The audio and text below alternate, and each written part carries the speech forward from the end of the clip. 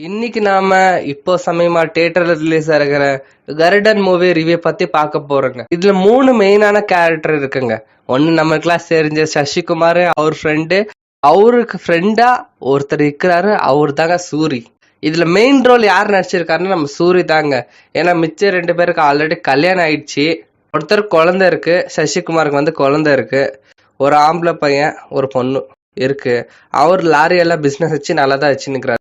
அவரோட ஃப்ரெண்டு தான் வாழ்ந்து கெட்ட குடும்பம், செங்கல் பிசினஸ் பண்ணி நிக்கிறாரு. அவருக்கு வந்து எப்படியாவது வாழ்க்கையில மேல வரணும்னு சொல்லிட்டு ஊருக்கு வழியே தேர்ந்தெடுத்துடுறா புள்ள. அதனால யார் யார் உயிர் என்னென்ன ஆச்சு.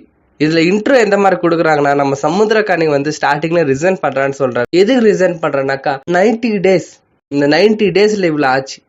ஒருத்தன் வந்துட்டு ஒரு கிரவுண்டுக்காக என்னென்ன பண்றான், அதான் இந்த படத்துல மெயினா சொல்லியிருக்காங்க. எவ்வளவு பெரிய ஃப்ரெண்ட்ஷிப்பா இருந்தாலும் எதாவது ஓடிடுது, மண்ணு பொண்ணு பெண்ணு, இந்த 3 விஷயம். நம்ம சூரியோட கதாபாத்திரம் ரொம்ப நேச்சுரலா பண்ணிருக்காங்க. சூரிக்காக படம் 3 வாட்டி கூட பார்க்கலாங்க. இது இருக்கிற ஃபேக்ட் அதுதான். சூரிக்காக நடிச்சிருக்க பேரும் நல்லதா இருக்கு. ஒரு வாட்டி ட்ரை பண்ணுங்க. நம்ம சூரியனை விடுதலை மாதிரி இதுல எக்ஸலண்டா பண்ணிருக்காரு. நெக்ஸ்ட் பாட்டுக்காக வெயிட் பண்றோம். விடுதலை 2. உங்கள எத்தனை பேர் விடுதலை 2 வெயிட் பண்றீங்க? கமெண்ட் பண்ணிக்கோங்க. தேங்க்யூங்க.